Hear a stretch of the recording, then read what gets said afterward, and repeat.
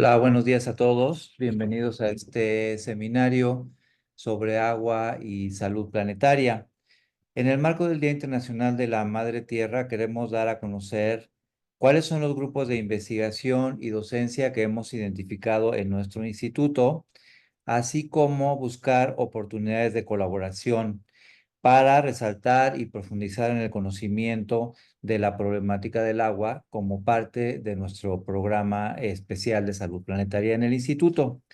Nosotros queremos crear una red de colaboración entre estos grupos, fortalecerlos frente a este importante problema que es un reto actual muy grande. Eh, Como ustedes sabrán, hoy es el Día Mundial de la Tierra. El tema del Día Mundial de la Tierra es el planeta contra los plásticos. Hay una promoción a nivel mundial para reducir el 60% en la producción de plásticos para el 2040. A eso se le llama 60 por 40. Los plásticos han sido reconocidos y están siendo reconocidos como un problema de exposición a nivel mundial, parte de la superación de este límite planetario que tiene que ver con las sustancias tóxicas. Entonces, es por eso que este es el tema del Día Mundial de la Tierra el día de hoy. Por nuestra parte, justamente en este día, hemos organizado este seminario que está relacionado con uno de los principales problemas relacionados con la crisis ambiental en el mundo y es el del agua. Como saben, estamos viviendo a nivel local y a nivel mundial diferentes manifestaciones de las crisis hídrica. Nosotros ahora mismo en Cuernavaca tenemos problemas muy serios de distribución del agua, al menos hoy, el día de hoy yo no tengo agua en mi casa, por problemas de distribución, entre otros. Estamos viviendo problemas de contaminación del agua como el de la Ciudad de México y vamos a ver otros ejemplos en este seminario muy ilustrativos. Ustedes están viendo el monitor de sequía de México a nivel municipal y se puede apreciar una crisis muy importante, sobre todo en el norte del país. Esto está acelerado por los escenarios de cambio climático. Además de eso, estamos viviendo un año niño bastante fuerte que viene con temperaturas muy altas, con disminución en las precipitaciones, y esto está contribuyendo a una crisis hídrica que se viene acelerando desde los últimos 20 años en todo el mundo y nuestro país no es la excepción. Y aquí pueden ver algunos de los datos que tienen que ver con el adecuado acceso al agua segura para beber. Básicamente estamos viviendo un problema muy fuerte de escasez, de contaminación química y además en muchas regiones del mundo permanece el problema de la contaminación biológica del agua. Estamos viendo en las redes todo el tiempo diferentes manifestaciones de esta crisis hídrica en nuestro país, que tiene que ver con, como se puede ver acá, con la sequía de algunos de los cuerpos de agua más grandes del país, como el lago de Cuitzeo, el lago de Pátzcuaro, entre otros. Aquí podemos ver también el problema de la contaminación química en Ciudad de México, un problema muy serio que tiene que ver con las inequidades en la distribución del agua, el uso desigual que se le da, por ejemplo, por parte de la industria minera, la industria refresquera, entre otras, que están generando esta agudización del problema, especialmente en los grupos más vulnerables. Esas son las razones por las que hemos decidido tener en el Día Mundial de la Tierra este seminario sobre el agua. Eh, para nuestro beneplácito hemos visto cómo en nuestro Instituto de Salud Pública ha ido creciendo el número de grupos de investigación que están haciendo desde diferentes ángulos investigación y propuestas para el mejor manejo del agua en diferentes regiones del país. Y en este seminario van a ver varios de estos ejemplos. Algunos tienen que ver con contaminación, otros tienen que ver con distribución del agua y sus impactos en la salud. Sin más, vamos a dar paso a la primera presentación de este seminario. Son presentaciones cortas, pero muy interesantes sobre diferentes proyectos que se están desarrollando en el instituto. En primer lugar, vamos a tener la presentación de la doctora Michelle Unar, que es jefa del Departamento de Nutrición Materna del Niño y del Adolescente en el Centro de Investigación en Nutrición y Salud. Y ella nos va a hablar sobre el tema de huella hídrica de la alimentación para vincular este tema del agua con los procesos de producción y consumo de alimentos. Muy bienvenida, Michelle, y el espacio es todo tuyo. Muchísimas gracias por la invitación a estar con ustedes el día de hoy. Les voy a compartir mi pantalla. Y bueno, pues el día de hoy les voy a hablar sobre la huella hídrica de la alimentación y unos datos que quiero compartir con ustedes respecto a alimentación y degradación del medio ambiente y la relación que tiene el sistema alimentario en el cambio climático, pero también en el uso de recursos naturales. Y no sé, muchos de ustedes posiblemente sepan que la alimentación actualmente en la era del antropoceno, pues representa una de las principales amenazas para la salud, pero también para el medio ambiente. Específicamente, la agricultura ocupa casi el 40% de la tierra y a nivel mundial utiliza 70% del agua limpia del planeta. Para 2050 se estima que más del 40% de la población mundial vivirán en cuencas fluviales sometidas a estrés hídrico severo y específicamente en México, el 76% del agua disponible en todo el país es para actividades agrícolas y ganaderas. Aunado a todos estos problemas de agua, bueno, la alimentación también está generando emisiones de gases de efecto invernadero que contribuyen al cambio climático, pérdida de biodiversidad, eutroficación de mares y de ríos, entre muchos otros problemas. Y una de las soluciones para tener dietas que sean saludables, pero que simultáneamente aseguren la sostenibilidad del planeta, es la dieta saludable y sostenible, que en este caso la llamamos dieta planetaria y por sus siglas en inglés, Eat Healthy Reference Diet. Esta es una dieta que un grupo de expertos en la Comisión Eat Lancet hizo estas recomendaciones para que sea una dieta que sea alta en productos de origen vegetal, verduras, frutas, leguminosas, oleaginosas y cereales de grano entero, baja en productos de origen animal, en especial evitar, por ejemplo, carne de res, embutidos que tienen un alto impacto ambiental y muy baja en embutidos, carne de res, azúcares añadidos, harinas refinadas y en general alimentos ultraprocesados. Lo que este grupo encontró es que si no actuamos ahorita en nuestra alimentación, pues nuestro sistema alimentario global va a rebasar los límites planetarios en el año 2050. Específicamente quiero mostrarles el límite planetario de uso de agua fresca, donde para el año 2050 precisamente estaríamos rebasando ese límite si seguimos consumiendo la misma dieta que ahorita tenemos, que es muy alta en ultraprocesados, en carnes rojas, en cereales azucarados, en refrescos, y baja en los alimentos que se deben consumir como oleaginosas, frutas y verduras, leguminosas, entre otros que ahorita les voy a presentar específicamente para el caso de México. Entonces, ¿qué hemos desarrollado en México? Bueno, en México ahora en 2023 se publicaron las guías alimentarias saludables y sostenibles para población mexicana.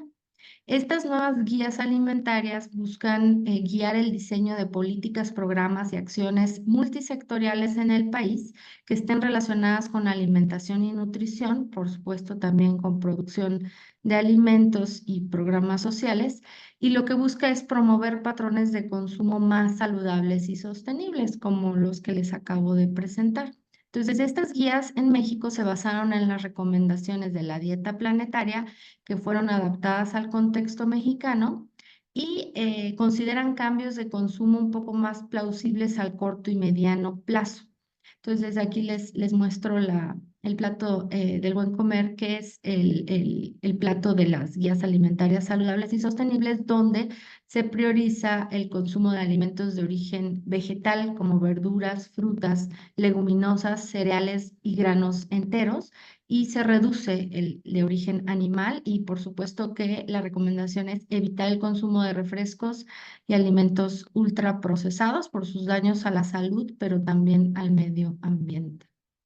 Entonces, el objetivo de las estimaciones que les presento hoy, pues es estimar el impacto ambiental de las dietas saludables y sostenibles en adultos y compararlo con la dieta promedio en México. Esto es, ¿qué pasaría si los adultos, hombres y mujeres en México, siguen las recomendaciones de alguna de estas dietas saludables y sostenibles, ya sea las guías alimentarias, que son las GAS 2023, o la dieta planetaria, que es un poquito más restrictiva que las guías alimentarias? ¿Y cuál sería la reducción en impacto ambiental? Yo solo les voy a presentar hoy con el enfoque de huella hídrica. Entonces, tenemos estimaciones para México de la huella de agua para diferentes alimentos. Son más de 130 alimentos que tenemos en la encuesta, la ENSANUT. Y entonces estas estimaciones que les muestro aquí son en promedio por grupos de alimentos. Les presento la huella de agua total, que es la que incluye agua azul, agua verde y agua gris. El agua azul es la que se encuentra en lagos, ríos y embalses y se bombea desde acuíferos.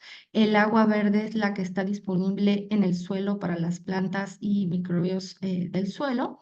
Y las aguas grises son aguas que han sido utilizadas previamente y pueden contener algunas impurezas. Entonces, del lado izquierdo está la huella de agua por cada kilogramo de alimento, y del lado derecho es la huella de agua, pero exclusivamente el agua azul. Entonces, vemos que en general los alimentos de origen animal, en especial, por ejemplo, la carne de res, los embutidos, la carne de cerdo, son los que tienen más huella de agua, ya sea huella de agua total o huella de agua azul. En el caso de las oleaginosas, vemos que también tienen una alta huella de agua. Esto quiere decir cuántos litros se requieren para producir 1 kilogramo de alimento. Y en general, las frutas, las verduras, las leguminosas tienen mucho menor huella hídrica, o sea, se requiere menos agua para su producción. En el caso de los ultraprocesados, como bebidas azucaradas y alimentos industrializados, vean estas estimaciones como límite inferior, ya que no incluyen, por ejemplo, el agua necesaria para todo el empaque que se utiliza en estos productos, o la acaparación de fuentes de agua, por ejemplo, para producir refrescos. Entonces, esto es como el límite inferior para esos productos de huella hídrica. Ahora, aquí les presento las estimaciones promedio de la huella hídrica de agua azul, que son litros por persona al día de todos los alimentos que consumimos los adultos mexicanos, de acuerdo a datos de la Encuesta Nacional de Salud y Nutrición 2016. Entonces, vinculamos los datos de huella hídrica que les acabo de presentar con datos de consumo de alimentos.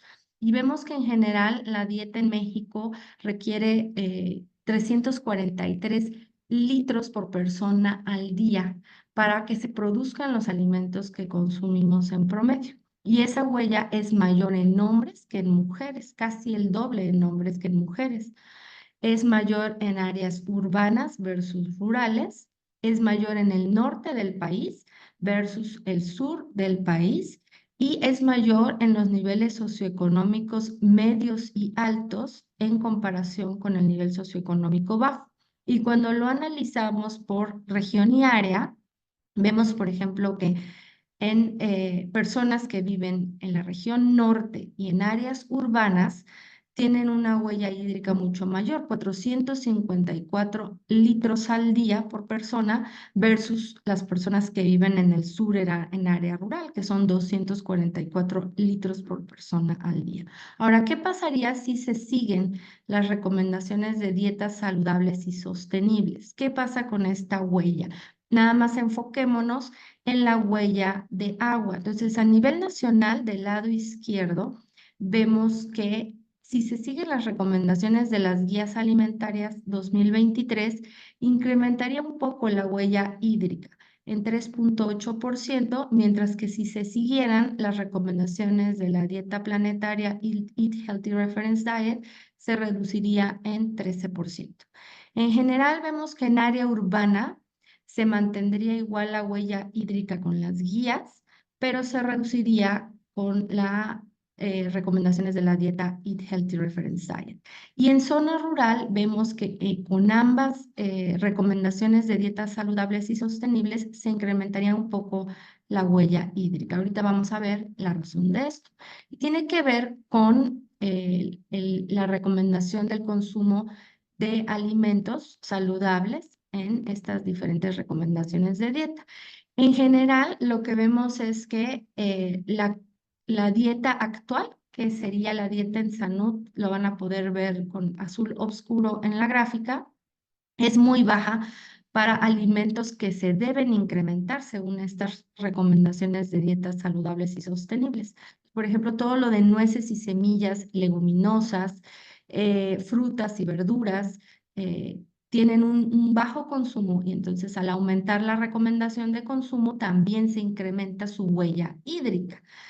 Pero vemos del lado derecho que la huella hídrica se reduciría por la recomendación de reducir el consumo de carnes como el cerdo, de res, cereales con azúcar y grasa, que son generalmente ultraprocesados, embutidos, otros productos industrializados y refrescos. Sin embargo, no alcanza a reducirse suficientemente esa huella hídrica para compensar el incremento en la huella hídrica que provendría de alimentos saludables. Un minuto. Entonces, en conclusión, Sí. gracias. Si se modifican los patrones de consumo hacia dietas saludables y sostenibles, se incrementaría 3,8% la huella hídrica con las guías, pero se reduciría 13% si nos vamos a una recomendación un poco más restrictiva, que sería la del Eat Lancet. Las guías reducen la huella hídrica que proviene de carnes rojas, embutidos, refrescos ultraprocesados, pero se incrementa la de alimentos saludables. Esto también se ha visto en otros estudios a nivel global, donde en promedio se reduce la huella hídrica, pero aumentaría en países principalmente de ingresos medios y bajos. Entonces, lo que estamos viendo es que hay una desigualdad en el acceso a dietas saludables y esto también resulta en una desigualdad en el uso de recursos naturales. A largo plazo, en México, pues requerimos mayores reducciones en carnes rojas y lácteos para compensar el incremento en la huella hídrica de los alimentos saludables y también invertir en tecnología que pueda reducir el uso de agua para producir alimentos saludables como frijoles y otras leguminosas, frutas y verduras y nueces y semillas. Muchas gracias. Muchísimas gracias, Michelle. Creo que esto nos da una muy buena visión de cuál es el impacto de esta huella hídrica en diferentes formas de alimentación y cómo se está comportando a nivel nacional. Quiero comentar que pueden poner sus preguntas en el chat para cada uno de los ponentes y al final tendremos un espacio y también el contacto para que cada uno pueda contestar.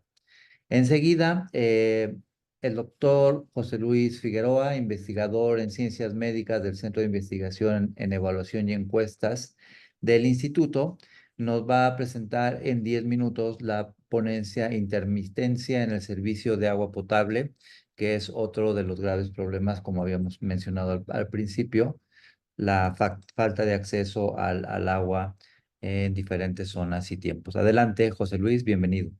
Gracias, buenos días a todos. Voy a proyectar.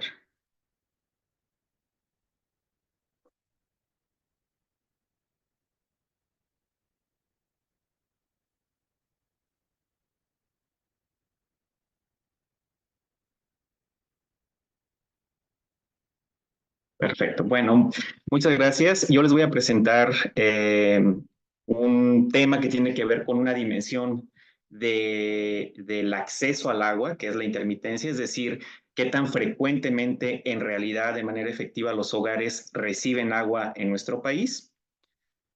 Y bueno, irremediablemente este tema nos lleva un poco a hacer preguntas sobre equidad. Nos hemos enfocado con esta línea de investigación en preguntarnos para diferentes grupos poblacionales, para diferentes regiones, cómo la gente realmente recibe, los hogares realmente reciben y con qué frecuencia, pues eso, el suministro de agua. Les voy a platicar un poquito por qué decidimos estudiar esta faceta del agua, que es la intermitencia. Y bueno, realmente es porque nos dimos cuenta que en muchas publicaciones, en realidad para la implementación de muchas de las políticas públicas relacionadas con el agua en nuestro país, se ha tomado siempre o se tomaba siempre una variable que era la conexión a la red pública. Y aunque esta medida es útil y ha permitido monitorear el acceso del agua al agua entre los hogares mexicanos, prueba de esto es que ahora sabemos que 95% de los hogares en México cuentan con una conexión al agua potable. En realidad, la conexión a la red de agua no refleja, y ahorita espero convencerlos de por qué no refleja, de manera efectiva el acceso que tienen los hogares al agua potable. Y bueno, dado esto, nosotros pensamos que una medida como esta, que se refiere a la frecuencia, a la intermitencia en el suministro, podrían ser más útiles para monitorear este acceso real y efectivo al agua de los hogares en nuestro país. Además de esto, nos hemos dado cuenta que obviamente el agua potable es o debería ser un bien público en sí mismo, pero también tiene ramificaciones a otras facetas del bienestar humano, como pueden ser la salud.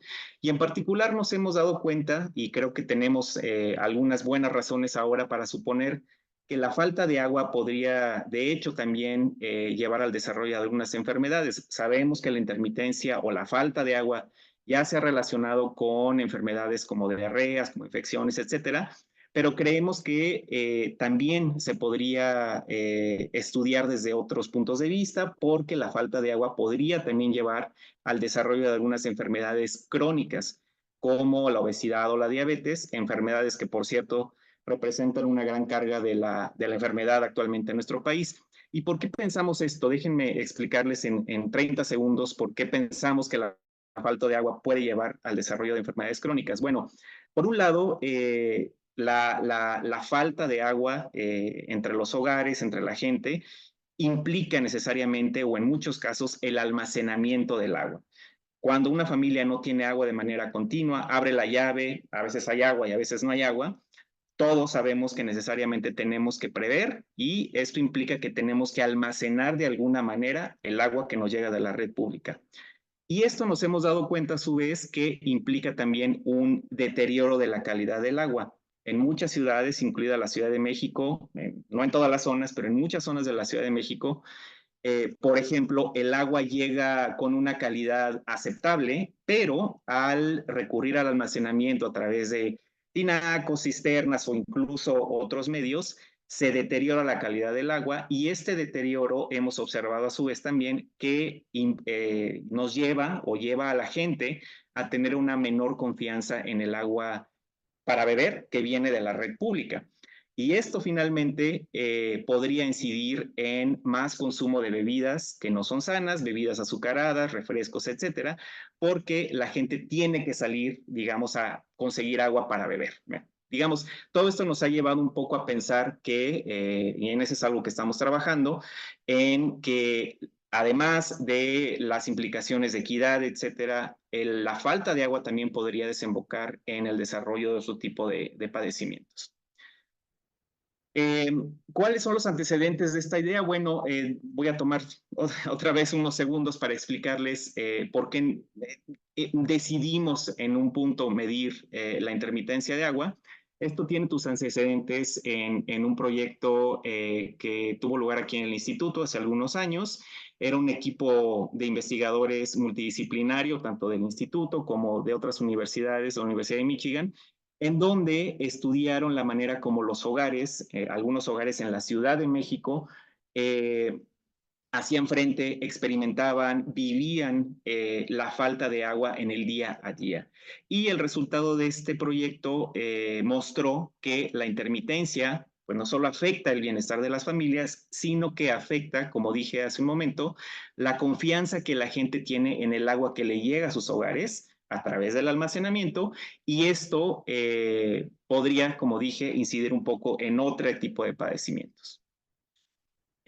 Dadas estos resultados de este pequeño proyecto que les comentaba, decidimos medir de manera mucho más del país la intermitencia, y para eso incluimos una serie de preguntas en la Encuesta Nacional de Salud y Nutrición, la ENSANUD Continua 2022, una serie de preguntas para digamos, la severidad y la prevalencia de la intermitencia del agua en los hogares, preguntando sobre todo el número de días que llegaba el agua a cada hogar, pero no solo eso, sino a lo largo del día, medidas para saber cuántas horas al día una familia recibía agua o recibe agua.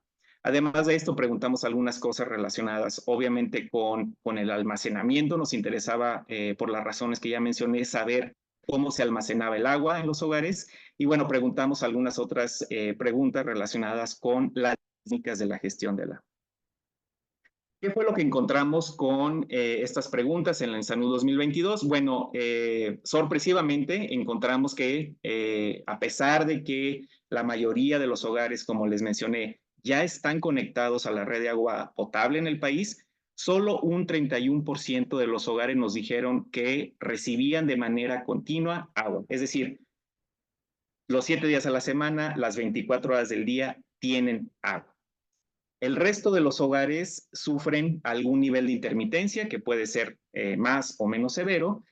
Y otro hallazgo que nos sorprendió fue que al preguntar sobre el nivel de intermitencia a lo largo del año, incluyendo preguntas sobre el suministro de agua en tiempo de sequía, solo un 17% de los hogares nos dijeron que no les faltó el agua a lo largo del año en ningún momento. Como les dije al principio, nos interesaba y nos interesa saber cómo varían estos patrones de intermitencia de agua a lo largo del país, a lo largo de diferentes grupos, pero también para grupos poblacionales más vulnerables. En este caso les estoy mostrando patrones de intermitencia para hogares con diferentes niveles socioeconómicos. Cada barra muestra un nivel socioeconómico diferente. A la izquierda tenemos los hogares más pobres, en el 20% más pobre, y conforme nos movemos a la derecha, vamos viendo hogares más ricos. ¿Qué es lo que vemos aquí? Bueno, en rojo vemos el porcentaje de hogares que nos decían que tenían agua de manera continua, es decir, que no sufrían intermitencia para cada nivel socioeconómico, como dije. Aquí vemos que 26% de los hogares más pobres nos decían que no sufrían la falta de agua, es decir, tenían agua continuamente, comparado con los hogares más ricos, en donde este porcentaje llegaba hasta el 37%. También vimos algunos patrones por regiones, y aquí los resultados fueron sorprendentes. Aquí les estoy mostrando patrones de intermitencia de agua para hogares en diferentes regiones del país. Vemos, por ejemplo, Pacífico Sur, vemos hogares en el centro del país y vemos hogares también en el norte del país. Y resulta sorprendente ver que los hogares en el sur y centro del país reportaron menos frecuentemente que tenían agua de manera continua. Por ejemplo, pueden ver aquí que los hogares en la región de Pacífico Sur, que componen, si no me equivoco, Oaxaca, Guerrero y Chiapas, solo el 18% nos dijo que tenían agua de manera continua, y mientras que algunos hogares en el norte, por ejemplo aquí los hogares en la región de frontera, más del 50% nos decían que tenían agua de forma continua. Un Entonces, minuto, bueno, Luis, por favor. Gracias. Vemos también algunos patrones de almacenamiento, y también de nuevo vemos que los hogares más pobres tienen almacenamiento en medios que no son con tinacos ni cisterna, es decir, que usan cubetas, tambos y otro tipo de contenedores. Bueno, como conclusión los dejo con 5 ideas. La primera es que la conexión de agua no mide el acceso real al agua en México. A pesar de que el 95% de los hogares sí están conectados, solo un tercio tiene agua de manera continua. Los hogares más pobres sufren más la intermitencia y recurren al almacenamiento improvisado, como cubetas, tambos, etcétera. A pesar de que las regiones del norte, que en teoría son las que tienen más recursos hídricos, recursos hídricos en el país, son las regiones donde las familias reportan tener mucho menos intermitencia. Y bueno, la falta del suministro podría ser un potencial factor también para estudiar el desarrollo de algunas enfermedades como diabetes, hipertensión, etcétera. Bueno, aquí les dejo mi correo, les agradezco mucho por su tiempo. Gracias, José Luis. Súper interesante porque no siempre tenemos los datos precisos de este acceso y la intermitencia al agua, que en realidad todos estamos viendo y viviendo cada vez más frecuentemente. Muchas gracias por tu presentación. Gracias. Enseguida le voy a dar la palabra a la doctora Verónica Mundo. Ella es subdirectora de logística de campo en el Centro de Investigación, de Evaluación y Encuestas aquí en el instituto. Y ella nos va a hablar sobre seguridad hídrica en hogares y sus vínculos con la salud. Bienvenida al seminario. Adelante. Gracias, doctor. Buenos días a la audiencia. Les comparto mi presentación. Ya se ve, ¿verdad? Bueno, pues el tema que les voy a hablar es sobre inseguridad del agua en los hogares y sus vínculos con la salud. Y bueno, solamente mencionarles que el agua tiene un vínculo muy fuerte con la salud y la nutrición, a partir de además de con todos los medios de vida, pues tiene que ver con la producción de alimentos, la hidratación y consumo, la realización de actividades que generan ingresos, prácticas de higiene y contribuye al bienestar y salud de las personas, animales y medio ambiente. Cuando la inseguridad del agua existe o cuando no hay agua suficiente para consumo humano, aumentan los problemas de salud y bienestar. Por ejemplo, pues se puede dar deshidratación, altera las prácticas de consumo y preparación de alimentos. También se ha visto que tiene que ver con prácticas de lactancia y alimentación infantil, ya que las altera. Fomenta la violencia de género, causa lesiones, sobre todo a las personas encargadas del acarreo de agua, además de que afecta la salud mental de las personas, pues causa incertidumbre, irritabilidad, depresión y violencia. Y bueno, lo vemos cada año en el tiempo de sequías, como las manifestaciones y ciertas formas de violencia aumentan también en el contexto social. Ya no me detendré en estas diapositivas porque ya las mencionó de alguna forma el doctor Riojas en la introducción, y solo destacar que en el concepto que voy a abordar, que es seguridad del agua, me referiré a 3 dimensiones que deben cumplirse para que se dé este aspecto, que tiene que ser la disponibilidad física del agua, o sea, que esté cercana a las personas, a los hogares, que haya acceso físico, pero también económico al agua, y que el agua sea aceptable y segura para realizar tanto diferentes actividades de higiene y saneamiento, como también para consumo y preparación de alimentos. Estas 3 dimensiones deben estar constantes a lo largo del tiempo, y como ya lo vimos con el doctor José Luis, no necesariamente existe agua todo el tiempo. Entonces, mencionar también que a nivel nacional alrededor del 77.6% de los hogares tienen infraestructura de agua. Sin embargo, al interior del país también hay inequidades, pues los estados del sureste del país tienen menos acceso o tienen menos infraestructura de agua dentro del hogar, y que el hecho de contar con infraestructura del agua también no nos garantiza que sea el abasto constante, como ya lo vimos hace ratito, y que el agua también sea segura. Esta problemática también ha llevado a diferentes propuestas para medir de una forma diferente o fortalecer los indicadores ya existentes en el país, para medir las diferentes dimensiones del agua que ya les mencioné, y sobre todo su efecto en la salud y bienestar de las personas. Ante esta necesidad, a partir del 2021, dentro de la Encuesta Nacional de Salud y Nutrición, integramos una escala que mide, es la escala de inseguridad del agua en los hogares, que mide diferentes experiencias negativas ante la falta de agua o contaminación de la misma, y que son experiencias que se alteran o que se presentan ante este problema, como es la preocupación, la falta de agua para el lavado de ropa, bañarse e inclusive irse a dormir sin haber tomado agua. Entonces, esta encuesta, como les menciono, esta escala se aplicó en el 2021, como les mencioné, y contamos actualmente con alrededor de 30,000, con datos de 30,000 hogares para poder hacer diferentes estudios. Con esta información o con esta escala pudimos ver que alrededor del 16% de los hogares a nivel nacional muestran inseguridad hídrica, que no hay diferencia a nivel o por el tamaño de población, ya sea urbana y rural, pues es muy parecida la prevalencia. Y esto nos habla que alrededor de 6 millones de hogares en México están afectados por la inseguridad del agua en México. De las experiencias negativas que vimos que se presentan con mayor frecuencia es la preocupación porque el agua se termine o porque no es suficiente para las necesidades del hogar, la interrupción del suministro y también que hay insuficiente agua para lavar la ropa.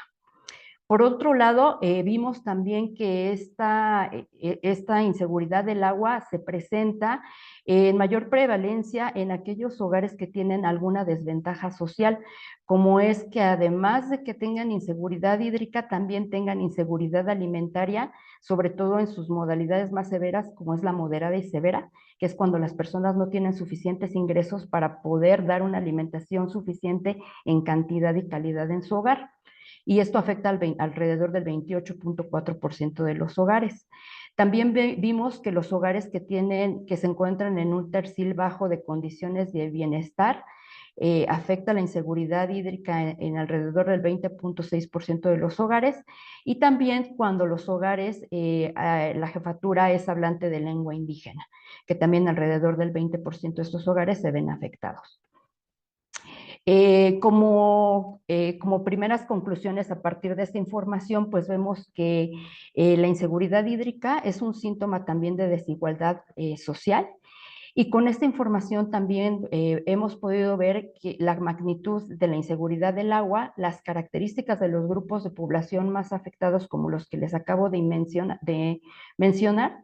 También hemos integrado la ENSANUD para aumentar el hecho de integrar esta escala dentro de la ENSANUD.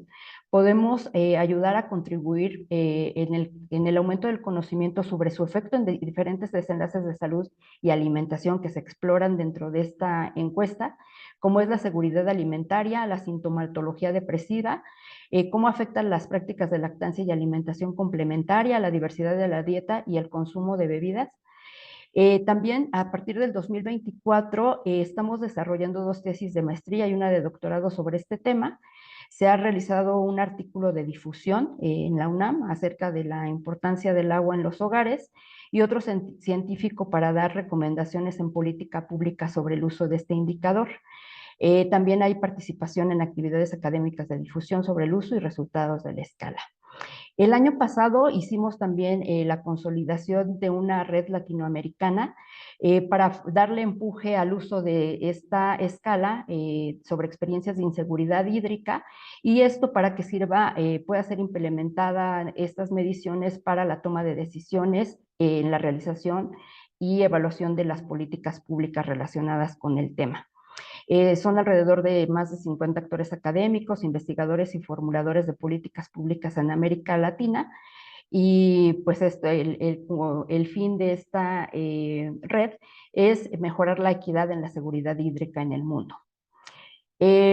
Como tema final, pues los principales retos que vemos en el corto tiempo para la salud planetaria es que se establezca la medición de la inseguridad del agua, y que fortalezca otros indicadores relacionados con el acceso y disponibilidad de agua, como el que utiliza Coneval para medir la calidad de la vivienda, y también para monitorear el progreso de los objetivos de desarrollo sostenible relacionados con el tema de agua, que son muchos.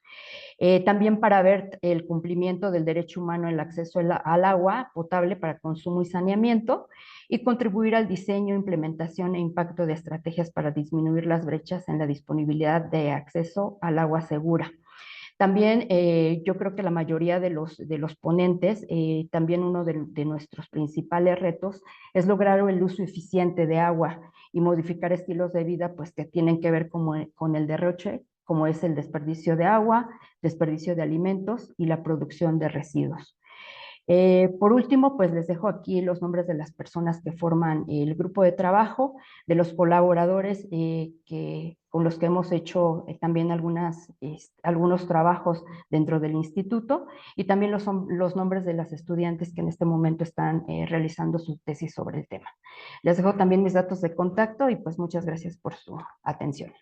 Muchas gracias, doctora. Súper interesante. Creo que, como menciona, hay que seguir haciendo estas mediciones de inseguridad hídrica para ver cómo evoluciona en estos escenarios de cambio climático y otras crisis ambientales. Y vemos cómo se va vinculando con los temas anteriores, este tema de la inseguridad hídrica. Muchas gracias por la presentación.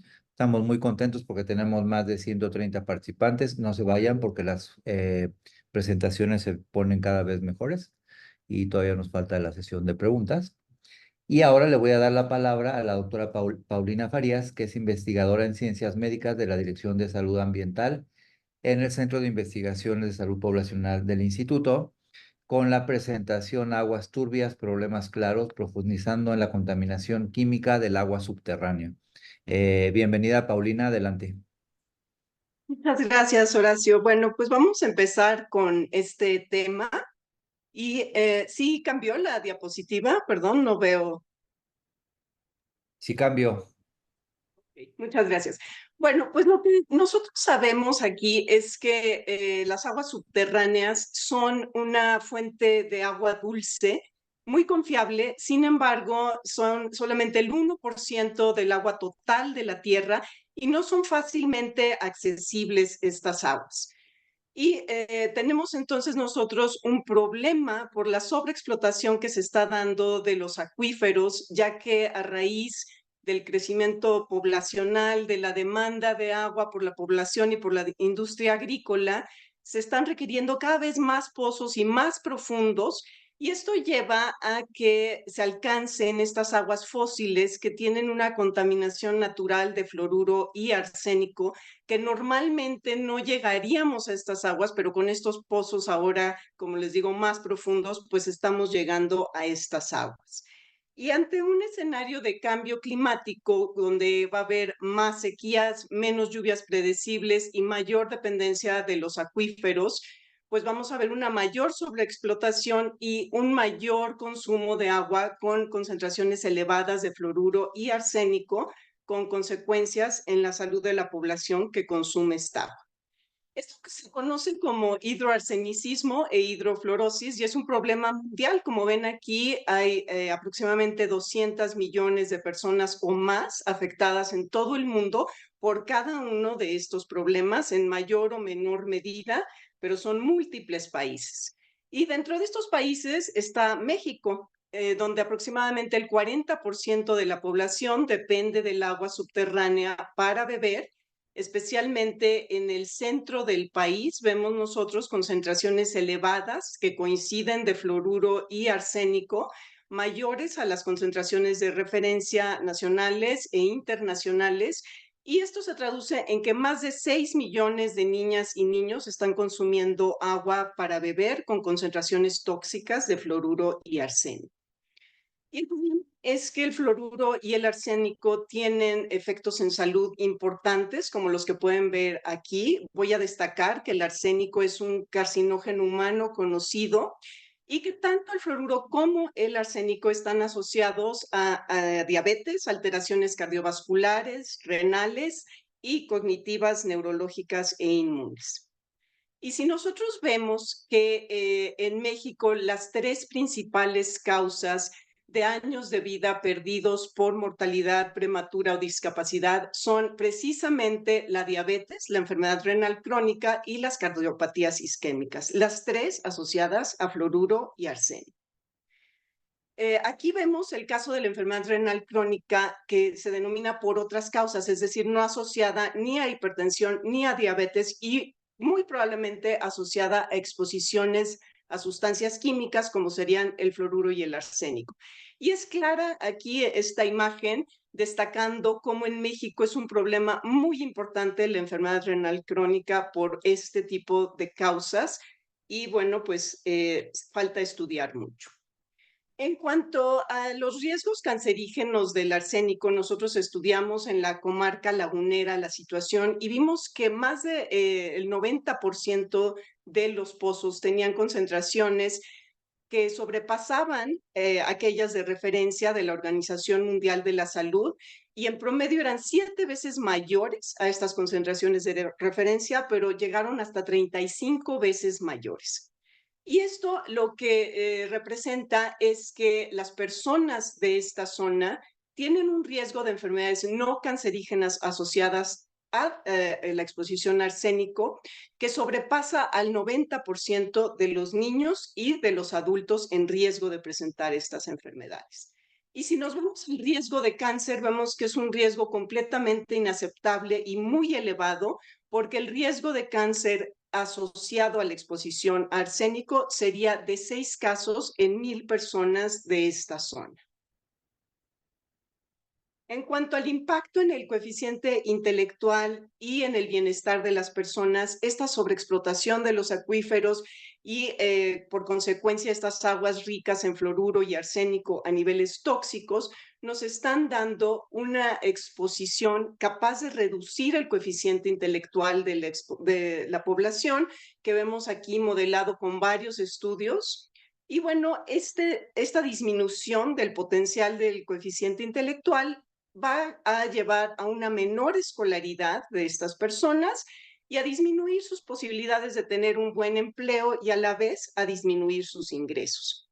Esto se ha estudiado y se ha visto que por cada punto de coeficiente intelectual que se pierde por debajo de los 100 puntos, se genera una disminución del 2% en los ingresos económicos de los individuos. Lo que nosotros vimos en Guanajuato, en un estudio en 74 niños, es que el coeficiente intelectual promedio fue de 77 puntos. Y de acuerdo a lo que vimos en la diapositiva anterior, esto generaría una disminución del 46% de sus niveles de ingreso individuales. Y vimos una asociación inversa entre las concentraciones de fluoruro en arsénico, de fluoruro en orina de estas personas y el coeficiente intelectual que presentaban. Además, vimos que las personas, específicamente los niños y niñas que consumen agua de pozo, es decir, esta agua subterránea contaminada con altos niveles de fluoruro, están consumiendo un agua con concentraciones de fluoruro 2 veces por arriba de las que causan una disminución de 5 puntos del coeficiente intelectual potencial que pudieran alcanzar. No así los niños y las niñas que consumen agua cosechada de lluvia que no presentan este riesgo.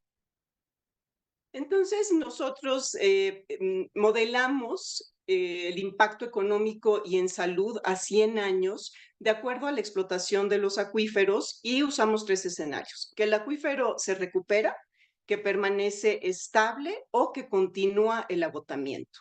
Y este escenario, este último, es el más probable. Las predicciones que nosotros hicimos fue que si la explotación de los acuíferos disminuye, realmente sería en siglos cuando se podría recuperar y por lo tanto no es un escenario realista, porque por cada 16 centímetros al año que se podría recuperar o recargar el acuífero, se están perdiendo 400 centímetros. Entonces, esta no es una opción realista. Si aumenta la explotación de los acuíferos, aparte de la disminución que ya estamos viendo ahorita, aumentarían las concentraciones de arsénico y de fluoruro a niveles que disminuirían el coeficiente intelectual en 6 y 7 puntos respectivamente, y esto sin asumir una sinergia entre fluoruro y arsénico. Entonces, si ya estamos ahorita en algunas regiones como las que les mostré en Guanajuato, con niños con un coeficiente intelectual catalogado menor al promedio y dentro del rango débil, pues todavía nos iríamos hacia un intervalo de coeficiente intelectual insuficiente. Y por último, lo que vemos es que prevenir y mitigar la exposición y los efectos del arsénico y fluoruro en el agua tiene un costo importante, pero que vale la pena asumir. Por lo tanto, se deben combinar medidas que disminuyan el uso del agua en las comunidades a nivel tanto individual o familiar como comunitario. Y aquí se ejemplifica con el uso, por ejemplo, de excusados secos, de sistemas de captación de agua de lluvia familiares o comunitarios como en escuelas y centros comunitarios, el uso de filtros no comerciales y las plantas de tratamiento de agua también no comerciales para ayudar a las comunidades. Vemos que este tipo de acciones tienen diferencias positivas e importantes. Por ejemplo, vemos que los niños que están consumiendo agua de garrafón o recolectada de lluvia tienen concentraciones de fluoruro en la orina más de 3 veces inferiores a lo de los niños que consumen agua de pozo, es decir, esta agua subterránea. Y lo que queda por hacer ahora es, bueno, estudiar más lo que está sucediendo, porque estas aguas no solamente están contaminadas con fluoruro y arsénico, sino también con otros metales, como se ha visto sobre todo en otros países, como níquel y sodio, que igual que el fluoruro y el arsénico, también pueden producir efectos cardiovasculares y renales, o como manganeso, que también puede tener efectos importantes a nivel neurológico. Un Ya minuto. dijimos que ante el cambio climático también esperamos que esto pueda aumentar, entonces necesitan tomarse acciones. Y bueno, ya lo mencionó José Luis, lo que estamos viendo también es un intercambio de riesgos porque estas personas están consumiendo menos agua, están aumentando su consumo de refresco y aumentando el uso de agua embotellada que genera contaminación por plásticos, además de los otros problemas y sus efectos en salud que esto conlleva, no solamente la contaminación de plásticos en el ambiente. Y bueno, pues eso sería todo y les agradezco mucho. Muchas gracias, Paulina. Sí, efectivamente, este tema de la sobreexplotación de los mantos acuíferos es cada vez más grave y en tu presentación se ilustra bastante bien las consecuencias que eso está teniendo en la salud, especialmente de los niños. Vamos a pasar a la siguiente presentación. Hasta aquí hemos visto presentaciones que tienen que ver con agua potable y ahora vamos a pasar a ver la parte de aguas residuales. La primera presentación en esta sección la va a hacer la doctora Astrid Schillmann, que es investigadora de la Dirección de Salud Ambiental aquí en el instituto, y ella nos va a presentar su ponencia sobre epidemiología basada en aguas residuales, un tema que además se ha puesto muy de moda, sobre todo después de la pandemia, y vamos a ver qué tan útil puede ser para la vigilancia epidemiológica y la calidad del agua. Adelante, Astrid. Hola, buenos días. Muchas gracias por venir a esta serie de presentaciones. Y bueno, vamos a empezar a hablar un poco de aguas residuales. Esta es una herramienta que se ha desarrollado porque, bueno, pues las aguas residuales se convierten en una muestra compuesta con los aportes de orina y de heces de toda una población que esté aportando a este drenaje y pues se ha utilizado tanto para agentes infecciosos, ¿no? Tuvo un importante desarrollo con el SARS-CoV-2 virus causante de COVID. También ya teníamos experiencias con poliovirus y también se ha podido utilizar para hepatitis A, por ejemplo, influenza, resistencia a antimicrobianos, de lo cual nos hablará con más detalle la doctora María Elena que sigue, y también para compuestos químicos, donde se ha desarrollado sobre todo para las drogas ilícitas, pero también nos permite evaluar exposición a diferentes compuestos químicos. Entonces, bueno, como decía, pues se puede encontrar tanto agentes infecciosos o metabolitos, ¿no? De algunos compuestos químicos y pues se están yendo al drenaje se pueden tomar las muestras, ya sea a la entrada de la planta de tratamiento o en algún otro sitio del alcantarillado, y estas muestras se transportan en las condiciones adecuadas al laboratorio para su análisis. En cuanto a agentes infecciosos, pues ha servido para detección temprana de brotes. Se puede realizar para poblaciones grandes o también se puede hacer para poblaciones más específicas. En el caso de agentes infecciosos, permite también ver variantes de interés. En el instituto tenemos algunas experiencias. Un proyecto que realizamos con financiamiento de Conagua, donde colaboramos entre el CISP y el CISEI para hacer este monitoreo de COVID-19 a través de la cuantificación del virus en aguas residuales. Y posteriormente ampliamos la colaboración también con el Centro de Sistemas en Salud para hacer una estimación de costos, ¿no? De cuánto estaría saliendo un sistema de vigilancia de este tipo con un financiamiento del Banco Mundial. Y como parte de este proyecto hicimos un seminario y en este seminario justo tratamos de pensar un poco cómo sería este diseño de un sistema de vigilancia para agentes infecciosos en México, donde tuvimos nos compartieron una experiencia de Canadá y también tuvimos la intervención de nuestros colegas de Conagua y la directora del CISEI, la doctora Celia Alpuche. Y pues estuvo muy interesante porque tuvimos un panel de investigadores, ¿no? De diferentes instituciones donde también se ha demostrado, ¿no? La capacidad para poder realizar estos análisis, ¿no? Que se puede observar en varias de estas publicaciones. Todo esto para el caso de SARS-CoV-2, aunque también podemos ver que hay experiencia con norovirus, por ejemplo, o con hepatitis A, como ya mencionaba yo. A nivel internacional, esta herramienta de la epidemiología basada en aguas residuales se ha ido desarrollando bastante.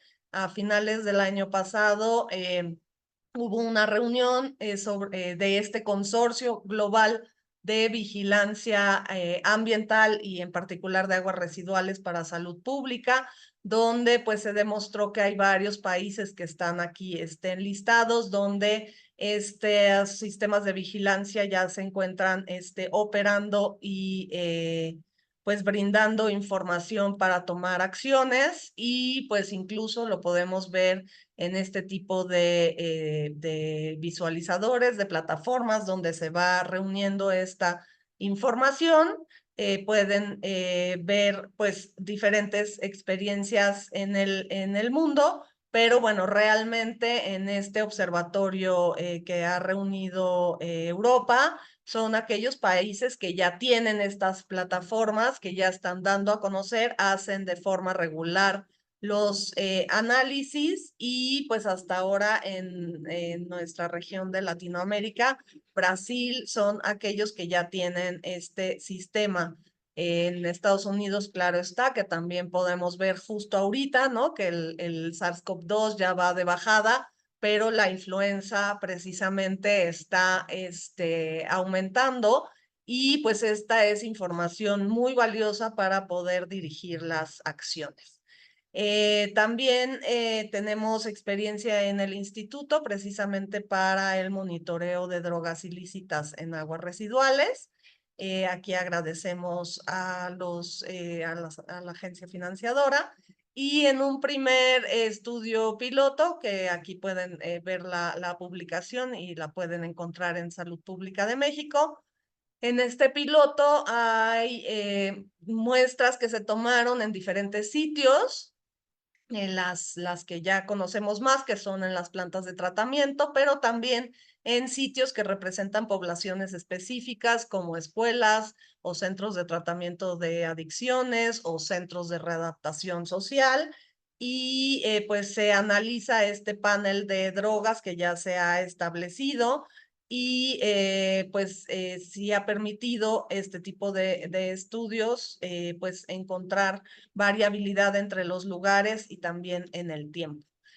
Posteriormente ya se realizó un estudio más grande que incluye 15 ciudades mexicanas donde se tomaron las muestras en las plantas de tratamiento y permitió ver tanto la variabilidad en el tiempo durante una semana que se tomaron las muestras y sobre todo también la variabilidad en espacial, ¿no? Y sí viendo patrones de consumo diferentes en las diferentes regiones del país, también para las diferentes drogas. Entonces, a nivel internacional, pues tenemos precisamente experiencia también, sobre todo en Europa, donde se ha establecido ya una red de ciudades, ¿no? Que monitorean regularmente sus aguas residuales y que analizan este mismo panel de drogas que ya veíamos y que al hacerlo, pues, durante diferentes años, pues les permite tener la posibilidad de detectar, ¿no? Si tienen un aumento o una disminución en el consumo de estas drogas y nuevamente tomar tanto acciones en salud y también en seguridad pública, ¿no? Y así como en los agentes infecciosos, esta herramienta nos permite detectar variantes, pues también en aguas residuales se pueden encontrar las nuevas sustancias, que es de una gran preocupación también que van surgiendo toda una serie de sustancias psicoactivas que aquí pueden ver algunos de los trabajos que se realizan con varios países para estar detectando estas nuevas sustancias que están circulando. Entonces, bueno, en México, pues lo que quisiéramos es ir precisamente hacia un sistema de vigilancia que ya fuera sostenible. Entonces pueden ver ahí en la segunda columna precisamente que se necesita una infraestructura sostenible, se requiere que esto ya esté contemplado en el presupuesto para darle seguimiento. Es un gran reto de colaboración y coordinación lo que se requiere. Y bueno, claro, pues desarrollar las mejores prácticas de medición y de cómo se generan estos informes. Y bueno, creemos nosotros que es muy importante el liderazgo del sector salud en esta coordinación multisectorial que hace falta, porque además el sector del sector de salud pública será aquel que debería de estar usando esta evidencia para informar sus decisiones, pero pues tiene que estar muy vinculado con la generación y análisis de datos, con el sector ambiental y de agua, precisamente, que tiene toda la información de las plantas, de las redes de drenaje, de las mejores prácticas, ¿no? Para el muestreo, el transporte para estarlo llevando al laboratorio, donde igual se necesita tener pues el control de calidad. Y lo que nos hace falta, y vimos algunos ejemplos de estas herramientas de visualización y plataformas donde se puede entonces interpretar los datos y tener esta visualización espacial. Y Y pues, por último, pues no olvidar que estamos dentro de un ciclo del agua y que además estos pues contaminantes, agentes infecciosos o químicos que podemos encontrar en las aguas residuales pueden estar pues regresando al ciclo, y en el caso de los químicos pues son contaminantes emergentes también importantes para estar monitoreando en cuerpos de agua. Muchas gracias. gracias, Asti. Sí, creo que este tema de las aguas residuales y la vigilancia es un tema en crecimiento y que va a ser súper importante en los siguientes años, como tú has mencionado, y la creación de toda esta infraestructura y coordinación para desarrollarlo.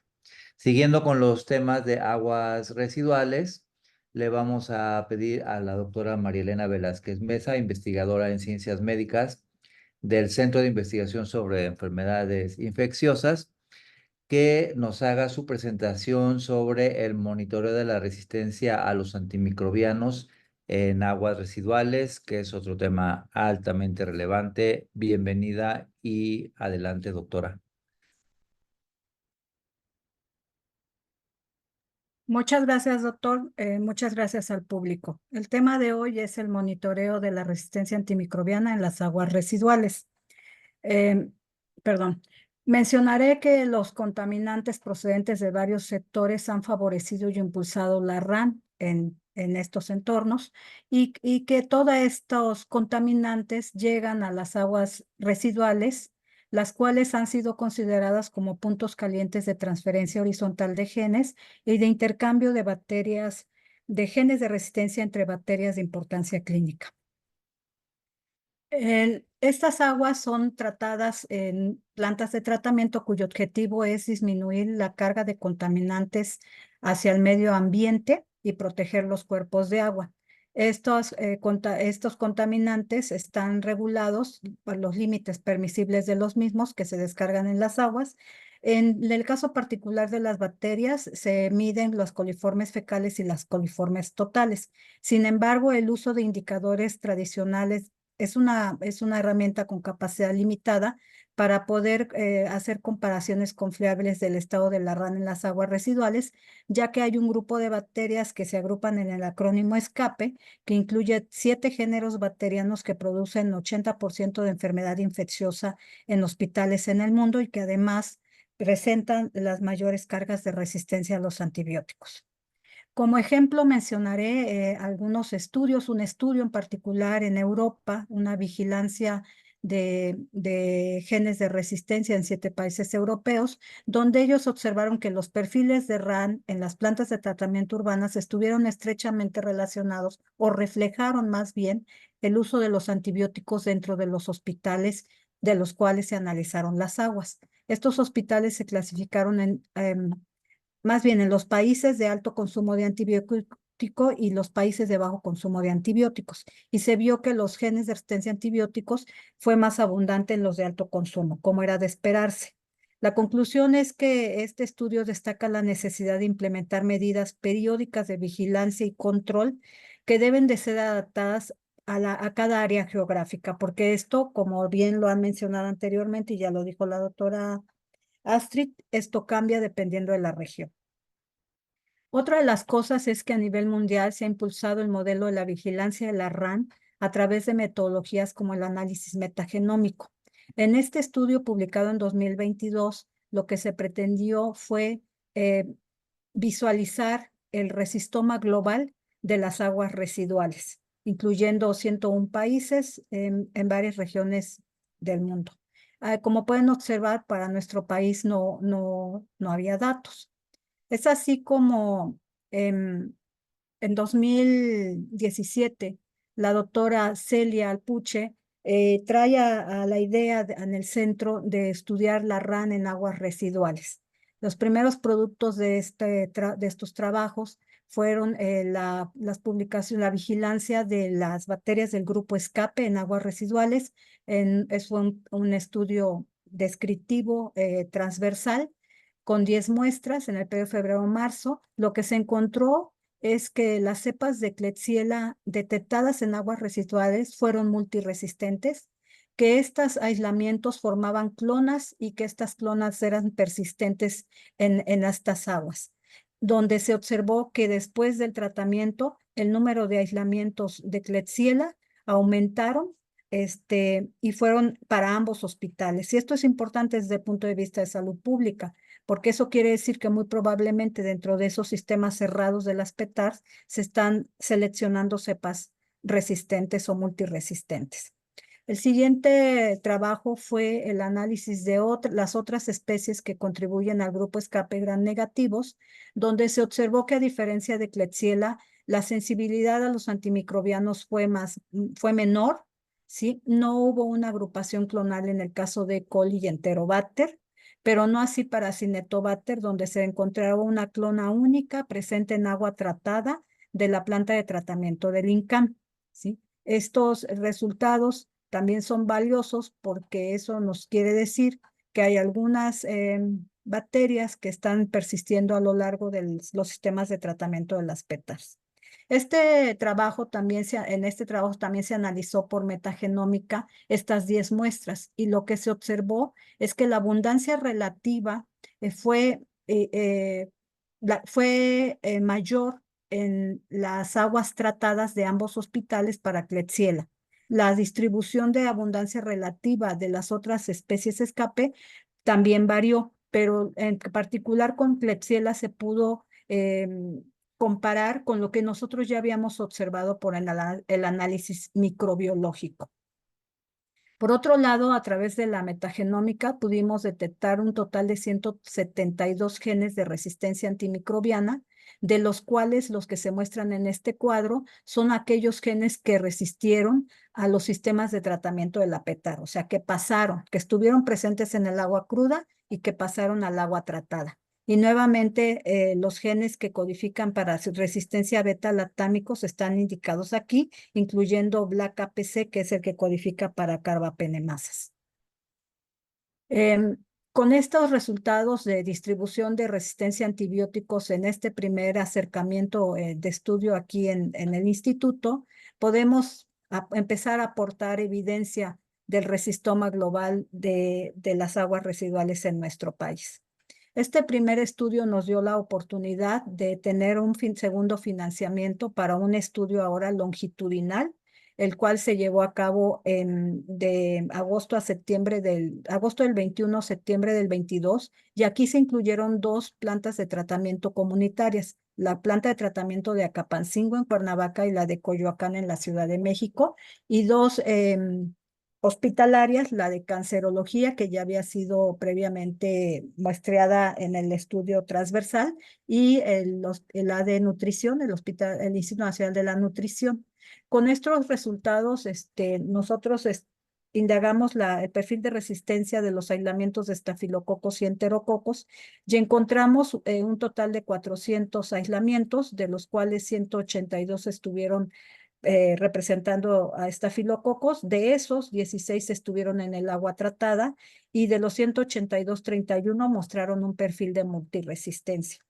Enterococos tuvo una N248, 63 estuvieron en el agua tratada y 94 presentaron multiresistencia. En total de ambos géneros, 28% fueron multiresistentes y estuvieron en el agua tratada. Eso es importante desde el punto de vista de porque esta agua tratada de estos hospitales son utilizados para el riego de sus áreas verdes de sus instalaciones. El resto del agua se va al sistema de alcantarillado municipal en general de la ciudad. Por otro lado, el agua que se tratada de Coyoacán es la que se utiliza para regar todas las áreas verdes de la Ciudad de México. Entonces, si estamos hablando de un 28% de aislamientos de cepas multiresistentes que están en esa agua tratada, pues eso es lo que se escapa hacia el ambiente, ¿no? Algo también muy importante que encontramos es que detectamos resistencia a antibióticos que de acuerdo a la OMS están clasificados dentro del grupo de vigilancia y reserva: vancomicina, linezolida-tomicina y tigecyclina. Y eso pues es aún más importante porque no solamente son multiresistentes, sino están presentando resistencias a antibióticos que deberían no estar, que deberían de ser muy, muy vigilados, ¿no? También detectamos un total de 13 especies diferentes de estafilococo y 7 de enterococos, y el análisis metagenómico, que en este momento estamos trabajando en esos resultados, nos mostró una mayor variabilidad: 49 especies de estafilo y 20 especies de enterococos. Toda la parte de metagenómica de este estudio longitudinal la estamos trabajando para ver variaciones estacionales, ya que estas variaciones estacionales las pudimos observar en el análisis microbiológico, donde los aislamientos de estafilococos fueron más abundantes en primavera y verano, mientras que los aislamientos de enterococo fueron ligeramente más abundantes en invierno y otoño. Entonces, eso nos habla de variaciones estacionales que tuviéramos que también probablemente observar sobre el análisis metagenómico, pero a un nivel más profundo. Interesantemente, los datos de resistencia a antibióticos de vigilancia y reserva detectados en las aguas residuales tienen un porcentaje similar a los datos de resistencia de estos antibióticos en aislamientos de estos hospitales, aislamientos clínicos. Nosotros pudimos cruzar esos datos con la base de ese mismo año de muestreo de los datos del hospital. Y vimos que las especies que estaban siendo más frecuentes en las aguas residuales para Staphylo y entero, también eran las especies o son las especies que en ese periodo de tiempo estaban presentándose, causando enfermedad en pacientes en estos hospitales. Como conclusiones mencionaré que este trabajo evidenció la presencia de aislamientos de Klebsiella productores de carbapenemasas en aguas residuales crudas y aguas residuales tratadas hospitalarias. También evidenció la presencia de aislamientos de enterococos y estafilococos resistentes a antibióticos de vigilancia y reserva en aguas tratadas, pero ahora en aguas tratadas comunitarias y hospitalarias. Los resultados evidenciaron la capacidad de supervivencia de estas bacterias a los sistemas de tratamiento, así como su persistencia y propagación a través de las aguas residuales hacia el ambiente, porque pues un porcentaje, como ya se los mostré, de estas cepas resistentes están saliendo en las aguas tratadas. La vigilancia microbiológica y la identificación de genes de resistencia de patógenos clínicamente importantes en las aguas residuales hospitalarias y comunitarias puede ser un método de detección temprana de la RAN en estos ecosistemas. Por último, me queda más que agradecer a todo el grupo de trabajo que ha hecho posible tener las primeras evidencias de RAN en aguas residuales en nuestro país, que si bien esto no es representativo de México, sí aporta la primera evidencia de la problemática de la resistencia antimicrobiana en las aguas residuales. Muchas gracias. Gracias a usted, doctora. Súper importante este tema de la resistencia antimicrobiana. Sabemos que desde los enfoques de una salud y de salud planetaria es un tema muy relevante y sí es pionero el estudio de ustedes y llama a replicarlo en otras zonas y en otras regiones del país. Muchísimas gracias. Gracias, doctor.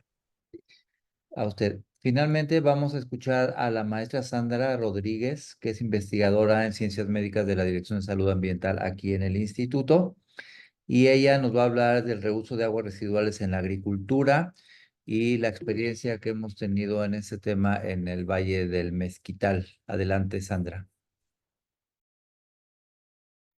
Hola, buenas tardes a todos.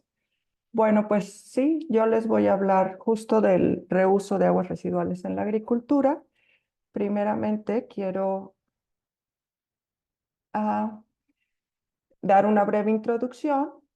Pues como ya mis compañeros han explicado, en promedio, a nivel global, la agricultura consume el 70% del agua y en las regiones áridas y semiáridas, esta agua residual tratada es, en algunos lugares sin tratar, es usada en la agricultura.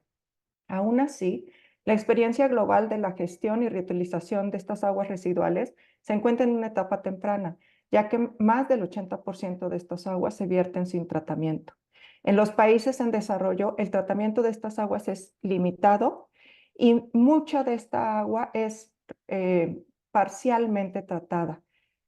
Y sin tratar, la usan los agricultores a pequeña escala para irrigar los campos de cultivo debido a que se dispone fácilmente de ella y tiene un alto contenido de nutrientes. Para el año 2017, en América Latina el agua residual tratada era del 30 al 40% y solo el 6% de esta agua tratada cumplía con los estándares de calidad aceptable. Nosotros anteriormente hicimos, del estudio que les vamos a presentar, hicimos un estudio piloto en el Valle del Mezquital en Hidalgo. El Valle de Mezquital recibe el agua residual de de gran parte de la Ciudad de México. Esta práctica lleva más de 100 años en el valle y nosotros en nuestro estudio seguimos viendo que el reuso de esta agua residual en los campos de cultivo para irrigar los campos de cultivo está asociado con un mayor riesgo de enfermedades diarreicas en niños menores de 5 años. Bueno, el estudio de caso que yo les voy a presentar es sobre la incidencia de enfermedades gastrointestinales y presencia de multidrogoresistencia en comunidades expuestas al reuso de agua residual en el Valle del Mezquital, en Hidalgo. En este estudio participamos todos los investigadores que están aquí del Instituto, de la UNAM y de la Universidad de Michigan. Nuestro estudio fue un estudio panel en el Valle del Mezquital, como ya les dijimos, como ya les había dicho, en 880 niños menores de 4 años y aplicamos cuestionarios, tomamos muestras fecales, agua de la llave y de los canales de riego. Nuestras zonas fueron 3 zonas que las identificamos como la zona A, que es Tula, que al momento en que hicimos nuestro estudio piloto y nuestro basal, ellos regaban sus campos con agua sin tratar, así como venía de los canales desde Ciudad de México. Pero en esta zona, en Atotonilco, se instaló una planta de tratamiento de aguas residuales. Entonces, en nuestros siguientes seguimientos, lo que queríamos ver era qué pasaba cuando ya se regaba con agua tratada. La zona B es riego de cultivo con agua sin tratar y la zona C es cuando los agricultores regaban sus cultivos con agua de pozo. Este es el diseño de nuestro estudio. Perdón, es que esto no me deja ver. Y entonces, como les decía, empezamos en diciembre del 16 en la zona A para que en nuestro primer seguimiento ya estuviéramos captando el agua residual tratada. Y terminamos en noviembre del 2017.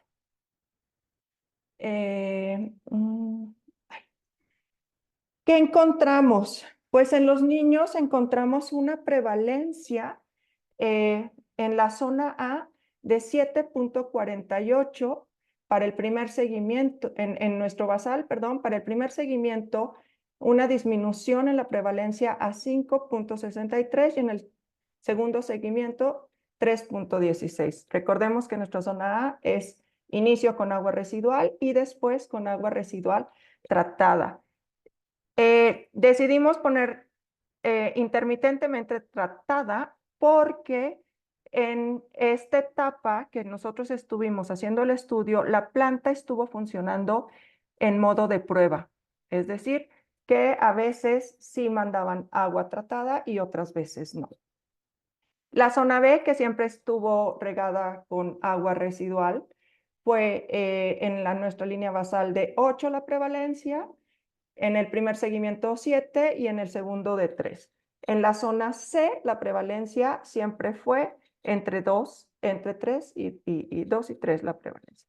¿Qué pasó en este segundo seguimiento? Cuando se dieron cuenta en la zona que estábamos haciendo este estudio con enfermedades diarreicas, hicieron una campaña estatal de desparasitación. Entonces, repartieron desparasitantes en las comunidades en las que andábamos. También por eso esta disminución tan grande.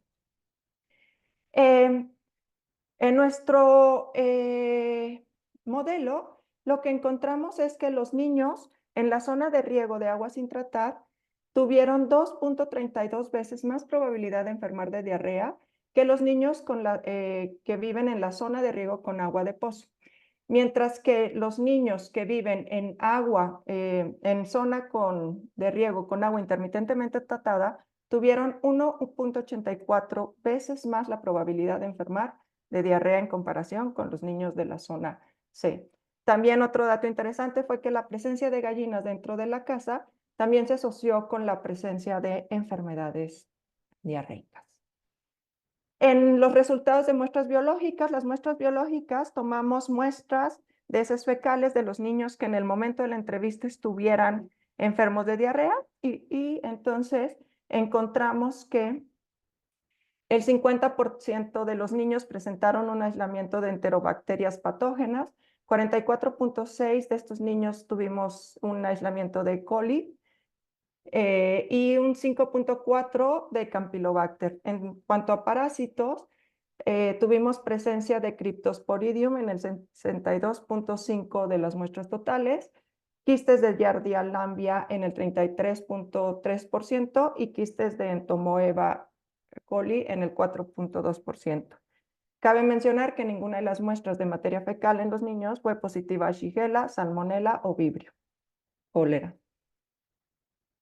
También hicimos un estudio para ver qué pasaba con la multidrogoresistencia y encontramos que en el 100% de las muestras de los niños hubo aislamiento de bacterias sospechosas de Serples y en el 73.2% hubo aislamiento de colonias sospechosas de susceptibilidad reducida a los agentes KPC en al menos una de las muestras. En cuanto a las muestras de agua en toma domiciliaria, se tuvo presencia de coliformes fecales en las 3 zonas durante los 3 muestreos.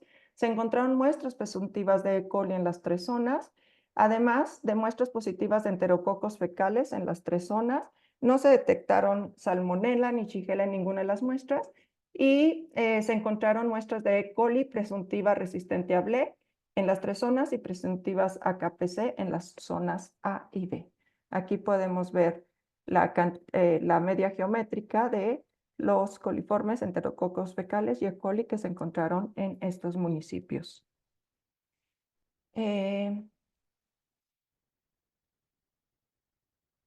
También en cuanto a los canales de riego, creo que sí, ¿verdad? Ajá, esto es en muestras de agua domiciliaria. En cuanto a el agua para riego, lo que encontramos en los canales fueron todos los grupos bacterianos, con excepción de Salmonella. La cuantificación de coliformes fecales rebasaba entre 1 y 4 órdenes de magnitud los límites permisibles para el riego y también se detectó y cuantificó E. coli y enterococo fecales. Se detectaron E. coli presuntivamente resistentes a BLES, a KPC y a vancomicina, y en el agua subterránea para riego de la zona C se encontró que es apta para la actividad agrícola y no se detectó presencia de bacterias de salmonella ni de bacterias resistentes a antibióticos. Aquí también podemos ver en esta tabla cómo está la media geométrica de todos estos indicadores de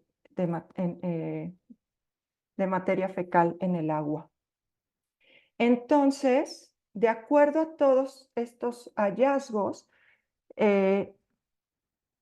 pudimos observar que el tratamiento de agua residual de manera intermitente no protege a los menores de 5 años de presentar enfermedades diarreicas, aunque sea una buena opción o una opción benéfica para el agua de riego, para el riego en la agricultura, todavía no es suficientemente buena para proteger la salud de los niños menores de 5 años. Además, es necesario contar con un constante y eficiente tratamiento para que se haya una remoción de contaminantes emergentes, tales como fármacos, metales, entre otros. La UNAM, el grupo de la UNAM, de la doctora Cristina Sieve, ahora, en este momento, está haciendo algunos estudios, ya que está la planta de tratamiento en funcionamiento, en pleno funcionamiento, y aún así están encontrando contaminantes emergentes en esta agua. Creo que es todo. Sí, muchas gracias, Sandra, por tu presentación. Sí, esta es la planta de tratamiento más grande del país y justo se está evaluando su eficiencia, tanto en términos de remoción de contaminantes como en términos de impacto en la salud. Si puedes dejar de compartir tu presentación, por favor. Bueno, ya se nos está terminando el tiempo. Gracias. Hemos tenido varias preguntas que se han hecho a través del chat. La mayoría han sido respondidas por los ponentes. Varias de ellas tienen que ver con el impacto que tienen las refresqueras y otras industrias en la disponibilidad del agua y ya se han respondido. Hay varias situaciones regionales en el país que están afectadas por eso. Entonces, esas preguntas se han respondido, algunas otras que tienen que ver con la crisis hídrica a nivel mundial, el mapa que presentamos y algunas otras preguntas que ya se han contestado. Quería ponerles este listado de los temas y los correos de las personas que hemos estado en este seminario en caso de que quieran hacerles más preguntas o contactarlos. Entonces, estamos cumpliendo justo en el tiempo. Les agradecemos mucho a todos los que han estado escuchando estas presentaciones. La grabación quedará disponible en el canal de la escuela si la quieren volver a escuchar o si la quieren difundir. Y por parte de nosotros, pues resaltar que como hemos visto, hay grupos de investigación de diferentes centros en el instituto que estaremos conformando este grupo de investigación sobre agua y salud aquí en el instituto en el marco del programa de salud planetaria. Entonces, les agradecemos mucho a los ponentes y a todos los participantes y quedamos pendientes en estos correos para cualquier pregunta y para cualquier duda. Muchas gracias a todos. Saludos, buen día a todos. Gracias, gracias a todos. Gracias, muchas gracias. Que estén bien, bye.